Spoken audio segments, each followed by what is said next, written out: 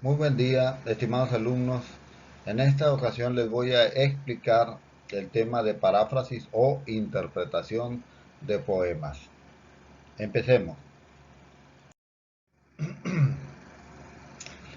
Antes que nada quiero explicarles dos tipos de lenguaje que son los que comúnmente utilizamos para expresarnos. El lenguaje connotativo es aquel que se ajusta estrictamente a la realidad conocida de los hablantes. Su objetivo es comunicar de forma directa y con total claridad para que el mensaje sea unívoco, que no haya posibilidad de doble lectura ni de algún tipo de interpretación. Es decir, es un lenguaje objetivo, es el lenguaje con el que se expresan los libros de ciencias, los libros de texto que ustedes utilizan, los diccionarios, en fin, es un lenguaje muy directo, muy específico. Vamos a ver algunos ejemplos. La función comienza a las 21 horas. Me compraré el auto azul que te mostré ayer. La tarea consiste en responder las 5 preguntas del cuestionario entregado. Los gremialistas convocaron a un paro de 48 horas para el próximo jueves. La nafta super aumentó un 4%.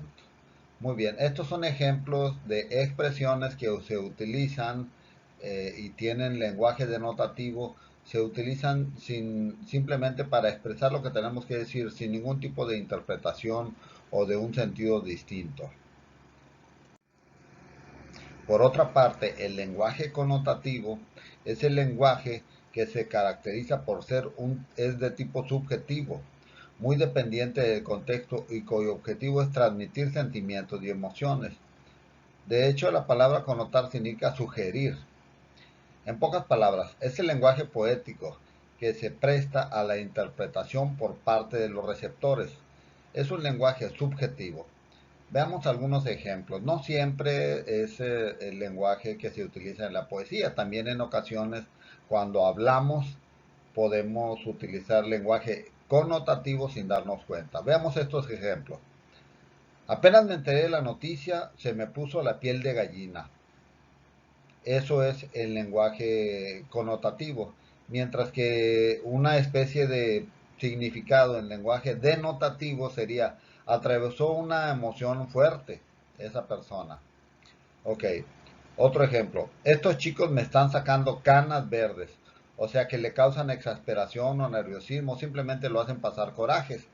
Entonces es una expresión que se utiliza eh, de una forma connotativa.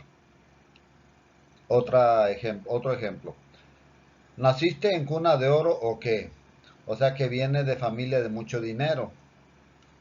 Un último ejemplo. Se la pasaron hablando como cotorras toda la noche. O sea, hablaron mucho.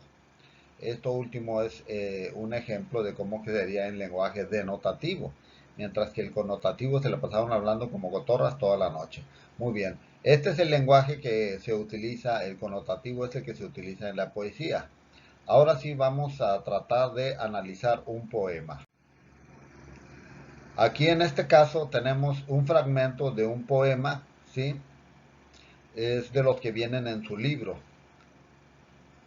Vamos a leer, este cuadro está integrado de dos columnas, que es el texto del poema, que es el lenguaje connotativo, y el texto que es denotativo, que es una interpretación o paráfrasis de ese poema.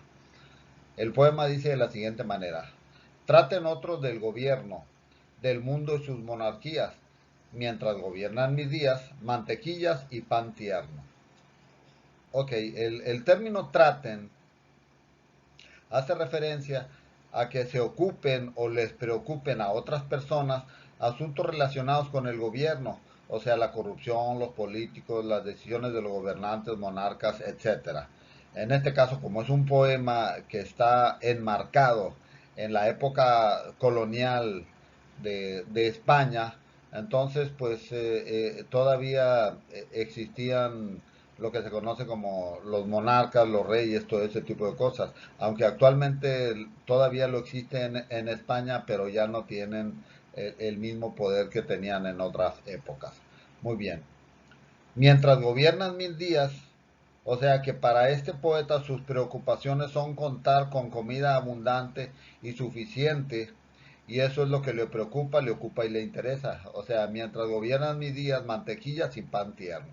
Entonces, este sería el significado en lenguaje connotativo de este fragmento del poema. Vamos a ver otro ejemplo. El texto del poema es el siguiente. Si mi voz muriera en tierra, llevadla a nivel del mar y dejarla en la ribera. Ok, eso es el lenguaje connotativo. Ahora vamos a ver la interpretación en lenguaje denotativo. Si mi voz muriera en tierra hace referencia a que si el poeta muriera al interior del continente, lejos del mar, entonces tendrían que llevarlo a la orilla del mar. La figura de la voz es una imagen poética llamada sinécdoque, en la que un elemento particular sustituye a uno general. En este caso la voz en vez de la persona que la emite. Muy bien. Luego menciona que lleven su voz, o sea, su cuerpo muerto, a la orilla del mar. Muy bien, entonces este es el significado que se le daría a este fragmento del poema. Muy bien, una observación. Fíjense cómo mediante las figuras del lenguaje poético se utilizan muy pocas palabras para expresar ideas más complejas o amplias. Esa es una característica de la poesía, decir mucho con pocas palabras. Además de su belleza expresiva y estética, también su capacidad sintética. Vamos a hacer un trabajito con este tema. Actividad. Construye un cuadro de doble entrada en la cual realices una paráfrasis de los versos que contiene un poema, a fin de explicar con tus propias palabras el mensaje que ofrece el poeta con su obra. Toma como base el cuadro de la siguiente diapositiva. Muy bien, a continuación les presento una diapositiva en la cual ustedes tienen que completar la interpretación. Este es el cuadro. Muy bien, en la parte de arriba les estoy proporcionando el título del poema, que es en este caso el poema que se llama En Paz, es un fragmento. El autor de ese poema llamado En Paz es Amado Nervo. Ahora tenemos las dos columnas, la primera que son los versos de ese poema, que es el lenguaje connotativo, y en la segunda columna el lenguaje denotativo, o sea, la paráfrasis de ese poema. Vamos a leer primero este fragmento, a ver de qué se trata, y luego leeremos la denotación o el lenguaje denotativo de ese poema.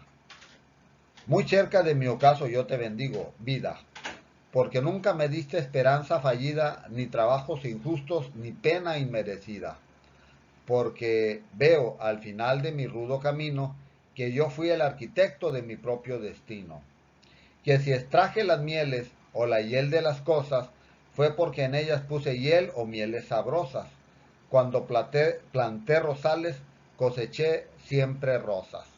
Muy bien, este es el fragmento del poema. Ahora vamos a leer la interpretación.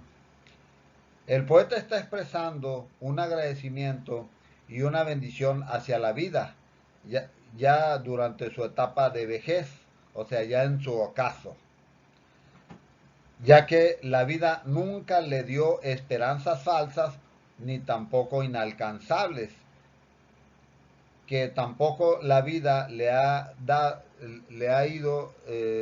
dado situaciones injustas o sufrimientos que no le correspondían. Es decir, si sufrió fue por algo, si no sufrió también fue por algo, sino aquello que simple y sencillamente merecía.